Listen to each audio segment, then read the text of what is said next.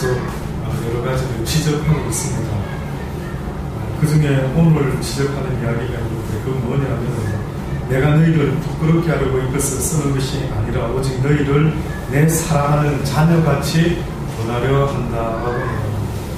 뭔가 아마 바울이 지금 지적하려고 하는 것이 있기 때문에 내가 이렇게 지적할 때 너희들이 상당히 부끄러움을 느낄 수도 있겠지만 그러나 너희들을 지적하기 위해서 부끄럽게 하기 위해서 지적하는 것이 아니라 오직 내 사랑하는 자녀에게 내가 사랑하기 때문에 너희들에게 이렇게 권면하려고 하는 것이 있는데 그리스도 안에서 1만 스승이 있으되 아비는 많지 아니하니 그리스도 예수 안에서 복음으로서 내가 너희를 낳았습니다 라고 또다시 두 번째로 지금 무엇인가를 이야기하려고 애를 쓰고 있습니다.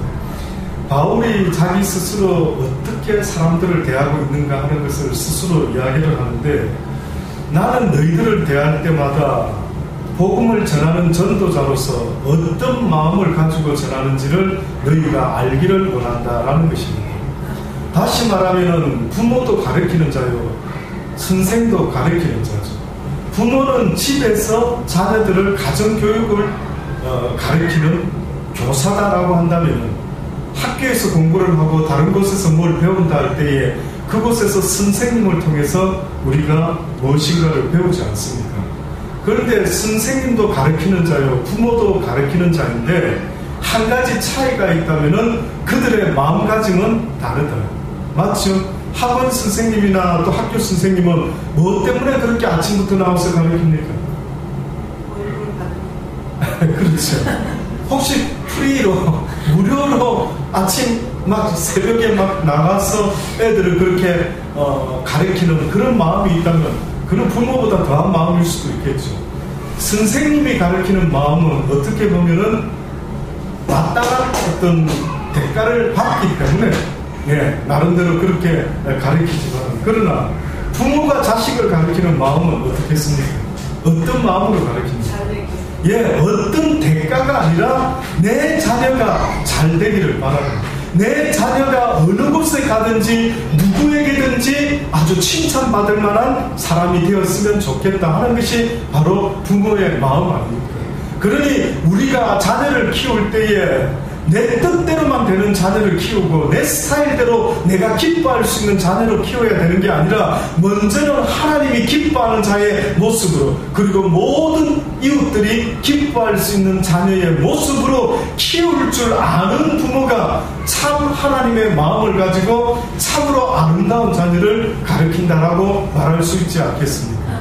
그러니 바울이 지금 뭘 말하느냐 하면은 그리스도 안에서 1만 스승이 있을 때 스승은 많다. 여러 종류의 스승이 있다. 그런데 그들의 마음과 부모라고 하는 그 스승의 마음이 어떻게 같을 수가 있겠느냐. 아비는 많지 아니하니 그리스도 예수 안에서 내가 복음으로서 너희를 낳았습니다.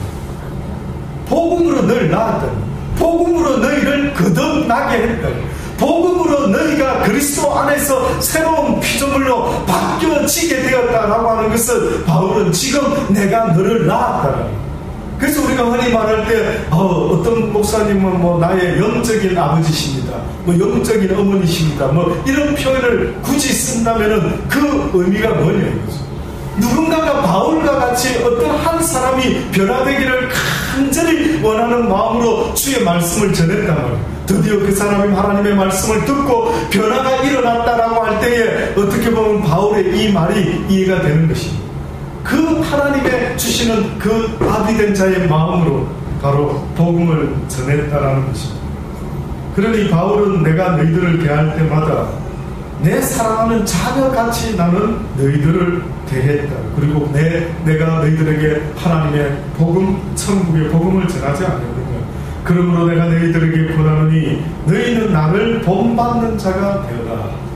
성경에 보면은 그리스도를 본받아라 하는 말은 있지만 나를 본받아라 하는 것은 여기밖에 없습니다. 뜻밖에도 바울이 왜 이런 말을 했지?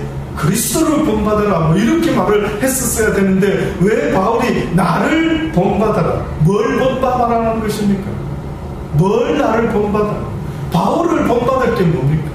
바울은 어떻게 보면 살아가는 모습은 복음을 전하면서도 억울하게 누명을 쓰고 매를 맞고 뭐 파선을 당하고 죽을 뻔하고 엄청난 고난 연속의 삶을 살아온 바울이 왜 사람들에게 도대체 뭘 본받아라 고생스럽게 살아나라고 자기를 본받아라 했을까라고 생각이 드는 것입니다.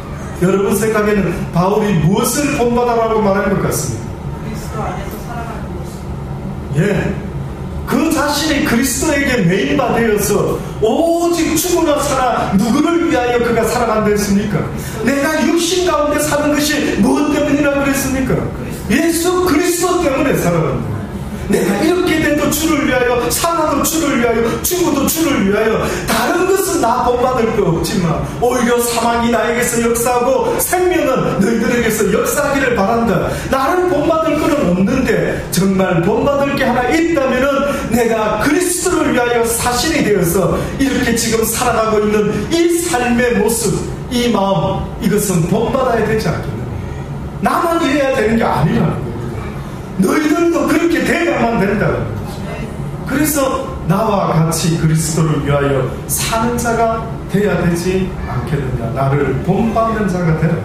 이를 인하여 내가 주 안에서 내 사랑하고 신실한 아들 디모데, 아마 그의 부모는 유대인이었지만 그 아빠가 헬라인이었던 것 같습니다. 이 디모데를 그는 신실한 내 아들처럼 아들 디모데를 너희에게 보내었느니 저가 너희로 하여금 그리스도 예수 안에서 나의 행사가 곧 내가 각처 교회에서 가르치는 것을 생각나게 하리라. 다시 말하면 바울이 원했던 것은 디모데를 통해서 내가 이제까지 너희들에게 무엇을 전했는지를 기억나게, 바울이 2차 전도 여행이 끝나고 지금 3차 전도 여행을 하고 있을 때 이 말을 한 거거든요. 그러면 결국 몇 년 상간에 지금 고린도 교회에 무슨 문제가 생긴 것이에요. 그래서 왜 저번에 갔을 때 내가 몇 년 전에 하나님 이야기를 이렇게 전해줬는데 왜 지금 이런 소문이 들리는지 모르겠다. 도대체 이게 무슨 일이냐라고 하면서 지금 계속해서 그때 내가 너희들에게 가르쳐줬던 그 하나님의 말씀들을 기억했으면 좋겠다. 어떤 이들은 내가 너희들에게 나아가지 아니할 것 같이 스스로 교만하여졌으나 어떤 이들은 내가 너희들에게 이제는 나타나지 않을 것 같이 그렇게 생각하면서 내 말을 다 잊어먹고, 또 때로는 뭐 바울이 최고냐, 뭐 우리도 다 알 거는 알고 있어, 뭐 그가 뭐 무슨 말을 하든 뭐 그 뜻은 뭐 굳이 뭐 생각할 거 있겠어, 우리가 알아서 이렇게 하면 되겠지, 뭐 이런 식의 아마 뭔가가 변질되고 있는 그들의 모습이 있었던, 이거를 바울이 뭐라고 생각했냐면, 왜 너희들이 스스로 교만하여져서 주신 말씀을 붙잡지 않고 너희 멋대로 그걸 해석하고 너희 멋대로 하나님 말씀을 적용하고 있느냐. 그러나 주께서 나가시면 내가 너희들에게 속히 나가서 교만한 자의 말을 알아볼 것이 아니요 오직 그 능력을 알아보겠노라. 교만한 자들의 특징이 있단다면 그들은 허풍, 말뿐이다. 그들은 말뿐이다. 오직 그 능력을 알아보기를 원하는데 하나님의 나라는 말에 있지 아니하고 오직 능력에 있다라고 이야기합니다. 결국은 하나님의 나라는, 결국은 너희들에게 내가 전한 이 복음은 바로 하나님의 나라를 얻게 하기 위한 복음이라는 사실을 한시도 잊지 말아라. 내가 전하는 이야기는 이 땅에서 윤리와 도덕을 강의한 것이 아니라 너희들이 하나님의 나라에 갈 수 있을지 없을지, 네 영혼이 멸망당하고 지옥으로 갈지, 이것을 결정하는 너무나 중요한 이야기인데 어찌하여 너희들이 그 말을 갖다가 너 멋대로 생각해서 교만해지고 있느냐. 하나님의 나라는 말에 있지 않고 능력이 있고, 마태복음 12장 28절을 보면 내가 하나님의 성령을 힘입고 귀신을 쫓아내는 것이면 하나님의 나라가 이미 너희들에게 임하였다. 하나님의 나라의 능력이라고 말하는 것은 성경에 여러 가지로 표현하고 있습니다. 방금과 같이 하나님의 나라는 바로 성령을 힘입어 귀신을 쫓아낸 자에게서는 이미 이루어진 나라다. 다시 말하면 말씀의 능력을 가진 자, 말씀을 통한 능력을 가진 자가 있다면 그가 바로 하나님의 나라가 이미 임한 자의 모습입니다. 마가복음 4장 26절로는 또 다르게 표현하고 있습니다. 하나님의 나라는 사람이 씨를 땅에 뿌린 것 같으니 저가 밤낮 자고 깨고 하는 중에 씨가 나서 자라되 그 어떻게 된 것을 알지 못하느니라. 땅이 스스로 열매를 맺을 때 처음에는 싹이요 다음에는 이삭이요 다음에는 이삭의 충실한 곡식이요 열매가 익으면 곧 낯을 대나니 이는 추수 때가 이르렀습니다. 가라사대 우리가 하나님의 나라를 어떻게 비하며 또 무슨 비유로 나타낼고 겨자씨 하나 같으니 땅에 심길 때는 땅 위의 모든 씨보다 작은 것이로되 심긴 후에는 자라서 모든 나물보다 커지며 큰 가지를 내니 공중의 새들이 그 그늘에 깃들일 만큼 되느니라. 다시 말하면 하나님의 나라는 말씀을 받은 자, 겨자씨만한 씨라 할지라도 말씀을 받은 자는 변화가 일어날 수밖에 없는데 그것은 곧 열매를 맺게 됩니다. 내가 하나님의 말씀을 품게 되면 나를 통해서 성령의 열매가 맺어지게 된다.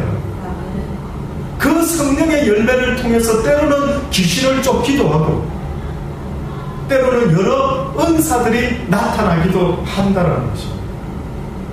더 큰 것은 모든 나물보다 커지는데 어느 정도로 커지냐면은 많은 새들이 깃들일 정도로 커지게 됩니다. 숨기려고 해도 숨길 수가 없다.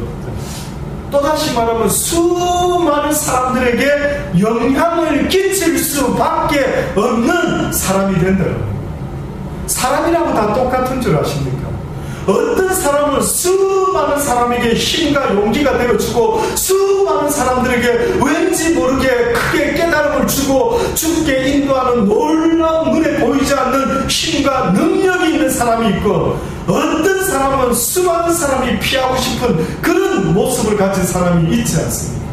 다시 말하면 하나님의 나라는 어떤 자의 모습이냐면 하나님의 말씀을 가지고 그 말씀에 열매를 맺기 시작하면 수많은 새들이 와서 그 나무에 깃들으려고 한대. 쉬려고 한다. 그 나무 밑에 모여서 그저 몰려든다 이거죠. 말에 있지 않대. 나타나는 능력 증거에 있다. 드러나는 증거만을 성경이 계속 말했던 것이 아닙니다. 정말로 원하는 능력이 뭔 줄 아십니까? 어느 날 마가복음 12장 28절로 보니까 서기관 한 사람이 어떤 사람이 자기들끼리 아마 변론을 하다가 예수님께 묻습니다. 예수님, 모든 계명 중에 첫째가 되는 계명이 있다면 뭘까요? 그때 예수님이 설명합니다. 첫째는 이것이니 이스라엘아 들어라. 주 곧 우리 하나님은 유일한 주시다. 내 마음을 다하고 목숨을 다하고 뜻을 다하고 힘을 다하여 주 너의 하나님을 사랑하라 하신 이것이요. 둘째는 이것이니 내 이웃을 내 몸과 같이 사랑하라 하신 것이라. 이에 더 큰 계명이 없느니라 라고 했더니만 서기관 한 사람이 선생님 볼 수 있다. 맞습니다. 하나님은 한 분이시여 그 외에는 다른 이가 없다 하신 말씀이 참이다. 또 마음을 다하고 지혜를 다하고 힘을 다하여 하나님을 사랑하라는 것과 또 이웃을 제 몸과 같이 사랑하는 것이 전체로 드리는 모든 번제물과 기타 제물보다 나으니다 라고 이렇게 말씀을 드렸더니만 예수님께서 그 지혜 있게 대답함을 보시고 이르시되 내가 하나님의 나라에 멀지 않도다. 내 이웃 하나님을 사랑하고 내 이웃을 사랑해라는 것을 깨닫고 있었기 때문에 하나님의 나라가 이미 임했다라고 말하지 않고 그래 네가 잘 알았네. 이제 하나님 나라가 그래 멀지 않네. 이제 행하라. 행하기만 하면 그 나라가 네 것이 될 것이다. 아멘. 디모데후서 3장에 무릇 그리스도 예수 안에서 경건하게 살고자 하는 자는 핍박을 받게 된다고 말합니다. 악한 사람들과 속이는 자들은 더 악하여져서 속이기도 하고 속기도 하느니 그러나 너는 배우고 확신한 일에 거하라. 내가 네게 배운 것을 알며 또 어렸을 때부터 성경을 알았나니 성경은 능히 너로 하여금 그리스도 예수 안에 있는 믿음으로 말미암아 구원을 이루는 있게 하느니라. 모든 성경은 하나님의 감동으로 된 것으로 교훈과 책망과 바르게 함과 의로 교육하기에 유익하니 이는 하나님의 사람으로 온전케 하며 모든 선한 일을 행하기에 온전케 하려 함이니라 라고 말하죠. 하나님의 사람, 하나님의 나라가 이미 임한 사람의 모습 중에 가장 하나님이 보기를 원하는 그 모습이 있다면 바로 하나님의 사람으로 변화가 일어나게 하는 것입니다. 모든 하나님의 말씀으로 말미암아 그 사람이 교훈과 책망과 바르게 함과 의로 교육을 받아서 하나님의 사람으로 온전케 변화되어 하나님의 선한 일을 행하기에 온전케 하기 위함이다. 아멘. 이것이 능력입니다. 이것이 바울이 지금 보기를 원하는 능력입니다. 나는 너희들이 하나님을 지식적으로 아는 그런 자들이 되기를 원하지 않는다. 나는 너희들이 하나님의 말씀을 듣고 변화가 일어나서 이제는 너희를 위하여 사는 자가 아니라 하나님의 선한 일을 위하여 쓰임받고 행하는 그런 삶을 사는 자의 모습을 보기 원한다. 너의 능력을 나에게 보여라. 아멘. 어떻게 보면 진짜로 어려운 것은 정말로 능력 없이는 이룰 수 없는 것이 있다면 뭐겠습니까?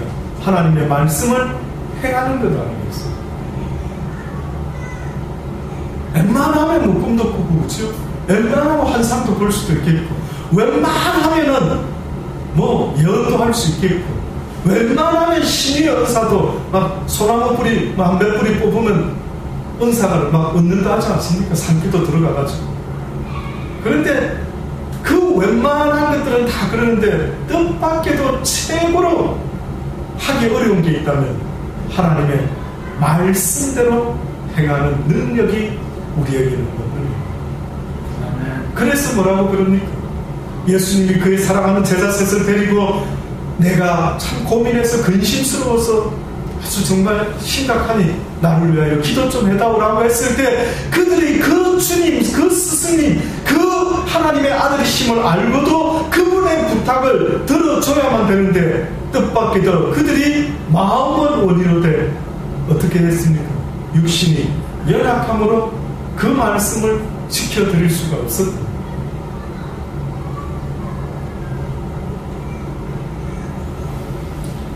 그러므로 마태복음 21장의 말씀처럼 내가 너희들에게 이르노니 하나님의 나라는 너희가 빼앗기고 그 나라에 열매 맺는 백성이 하나님의 나라를 받게 될 것이다. 바울이 뭐라고 했다고? 하나님의 나라는 말에 있지 아니하고 오직 능력에 있다.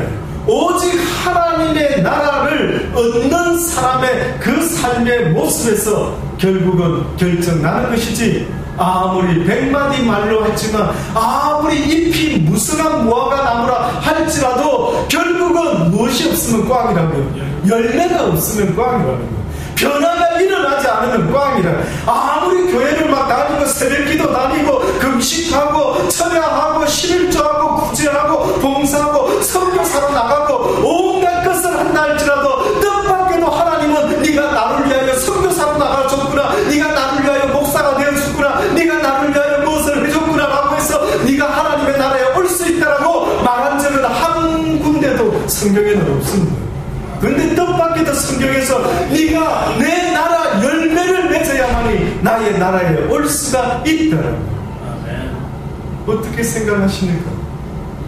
하나님 나라의 열매를 맺지 않고 혹시나 지금도 입만 무성하고 말만 무성하고 겉무늬만 교회 다니는 크리스찬 같은 무늬지만 실상은 전혀 기독교인이 아닌 바리새인과 율법학자와 같은 혹시나 여러분도 모르게 어느 순간부터 외식하는 자가 되지는 않을지 날마다 돌아봐야 합니다.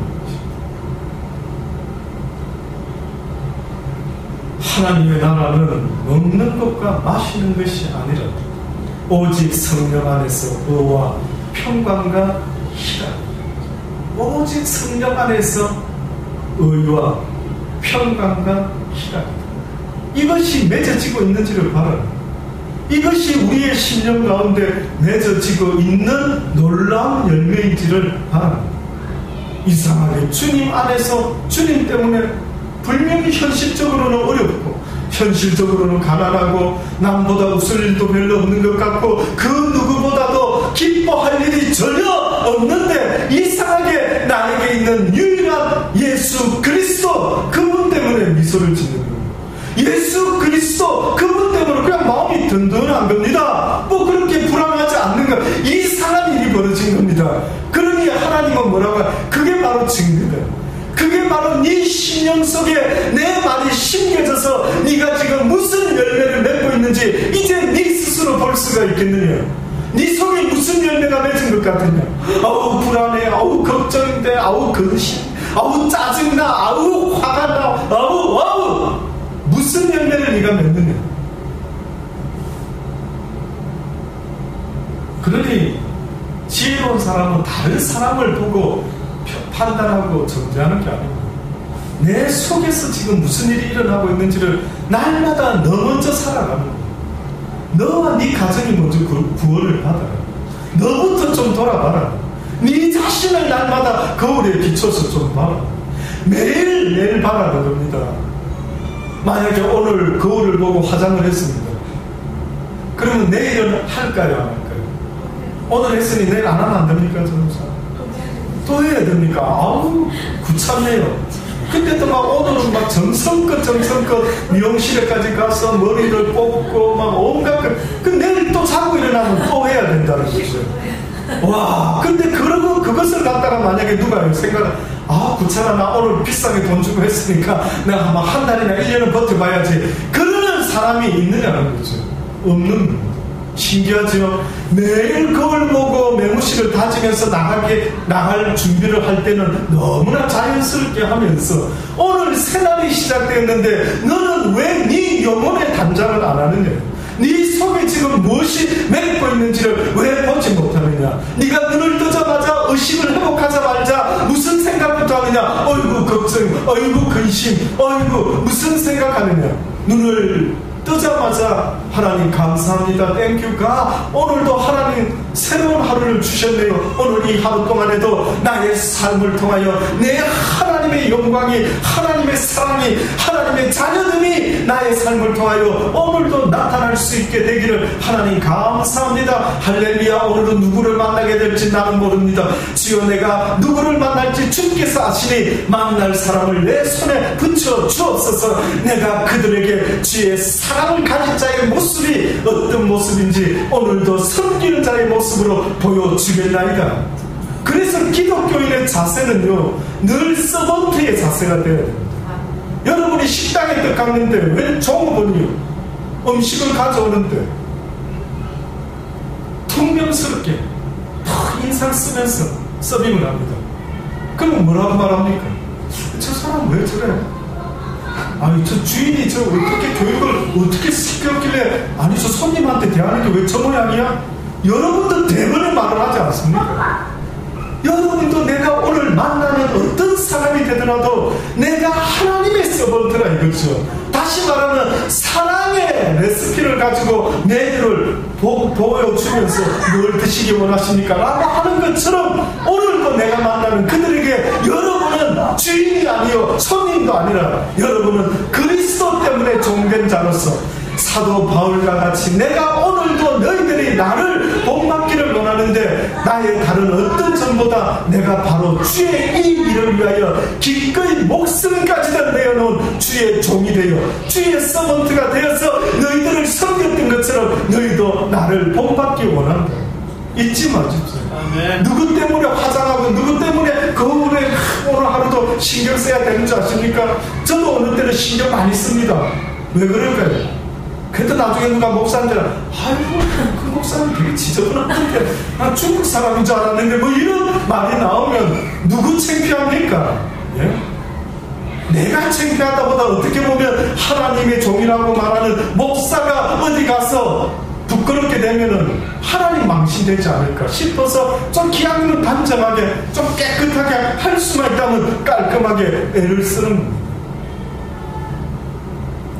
그래서 오늘도 아버지 이제 내가 누군가를 만나면은 아주 대접할 수 있는, 잘 이렇게 섬겨드릴 수 있는 깔끔한 모습으로, 부담스럽지 않는 종의 모습으로, 어떻게 하면 사람들이 나를 부담스럽게 보지 않고 가까이에서 나를 볼 수 있도록 할까? 그래서 나를 통해서 어떻게 하면 하나님의 그 사랑과 그 귀한 복음을 증거할 수 있는 찬스를 만들어낼까? 이게 바로 하나님의 나라의 열매 맺는 거듭난 백성들의 모습이라고 바울은 분명히 말씀하고 있는 것입니다. 하나님의 나라는 먹고 마시는 것이 아니라 오직 성령 안에서 의와 평강과 힘. 그런즉 누구든지 그리스도 안에 있으면 새로운 피조물이라, 이전 것은 지나갔으니 보라 새 것이 된다. 이제는 너희가 하나님의 말씀이 능력으로 너희 삶 가운데 나타나기를 원하는데, 한마디로 주의 말씀을 듣고 회개함으로 거듭난 자의 모습으로 바뀔 수 있게 되기를 원한다. 이것이 바로 복음을 받은 자의 능력이지 않겠느냐. 그런데 어찌하여 너희가 말만 많이 하고 있느냐? 어찌하여 너희가 변화되지 않고 말로만 너희가 하나님을 아노라라고 말하고 있느냐? 아무쪼록 저와 여러분은 하나님의 말씀만 아는 자가 되지 마시고, 하나님의 말씀으로 인하여 여러분의 모든 표정도, 눈빛도, 태도도, 자세도 늘 누군가를 섬기려고 하고, 누군가의 어떤 모습을 보면 얼른 언젠가 말씀드린 적이 있습니다. 제가 시드니에 있을 때 중국에서 선교하면서 고추농장을 하신다는 어떤 목사님을 만난 적이 있다고 해요. 처음 그분을 뵀을 때 나이가 저보다도 한 10살 정도 많으신 그런 분이십니다. 처음 만남이 어느 다른 시드니가 아닌 어떤 홀리데이 유니까 그런 어떤 곳에서 몇 분들하고 만났거든요. 나름대로 힘든 가운데 계시는데 몸도 좀 안 좋으신데 이렇게 만나게 돼서 제가 미리 이야기를 듣고요. 아, 그런 분이 오시는 것 같다. 드디어 식사를 하게 되었습니다. 보니까 조금 그 말씀을 듣고 봐서 그런지 좀 안쓰러워 보이기도 하고, 그래서 제가 같이 식사를 하면서 그분의 이런 젓가락이 어느 반찬에 이렇게 자꾸 가길래 얼른 이걸 바꿔드렸죠. 이쪽으로 좀 갖다 해드리고, 그러면서 먹으면서 또 대화 나누면서 뭔가 또 불편한 걸 찾는 듯 얼른 물이라도 또 이렇게 챙기고, 그랬더니만 나중에 그분이 그 목사님 참 뭔가 그 마음에 자꾸 기억이 나는 거예요. 아, 그 참. 네. 제가 그때 다시 깨달았습니다. 그렇구나. 우리는 대접 받는 것이 익숙해서는 안 된대. 네. 상황과 환경 속에 내가 너무 움직이면 또 어떤 사람에게 불편을 줄 수도 있겠지만, 지혜롭게 내가 지금 이 순간에 과연 하나님의 사랑의 마음을 어떻게 대신 표현할 수가 있을까? 우리는 늘 손님이 음식 반찬이 뭐 떨어졌을까, 이것을 보면서 빨리빨리 보충을 하는 것처럼, 그런 자세가 바로 하나님의 사람들의 공통된 모습이 되어야 된다는 사실을 잊지 마셔야 됩니다. 이 땅에서는 비록 주의 이름으로 종이 되었지만 아버지는 말씀하죠. 너희가 내 나라에 올 때에 바로 나와 함께 영원히 나의 나라를 통치할 왕같은 제사장이요 왕의 백성이라는 사실을 잊지 말라고 하십니다. 말씀만 아는 자가 아니라 그 말씀의 능력이 내게서 나타날 수 있는 복된 저와 여러분 되기를 간절히 주의 이름으로 축원합니다. 기도하시겠습니다. 좋으신 하나님 아버지, 그렇습니다. 하나님의 말씀을 듣고 잃어버리는 자, 지식으로만 갖고 있는 자가 아니라 하나님의 말씀으로 인하여 우리의 모습이 변화되기를 원합니다. 주의 말씀의 능력이 우리에게 나타나게 하여 주옵소서. 무성한 이파리로만 나타나지 말게 하시고 하나님의 나라 백성의 열매를 맺을 수 있는 하나님이 기뻐하는 자의 모습이 되게 하여 주옵소서. 그리하여 우리의 삶의 모습을 보고 바로 저 모습이 하나님을 사랑하고 하나님을 섬기는 자들의 모습이구나라고 모든 백성들이 깨달을 수 있게 되기를 원합니다. 이 시대에 우리에게 그 사실을 알게 하셨사오니 이곳에 있는 당신의 사랑하는 모든 자녀들이 하나님의 말씀의 능력 안에서 살아가는 복된 자들이 다 되게 하여 주옵소서. 예수님의 이름으로 감사하며 기도드리옵나이다. 아멘.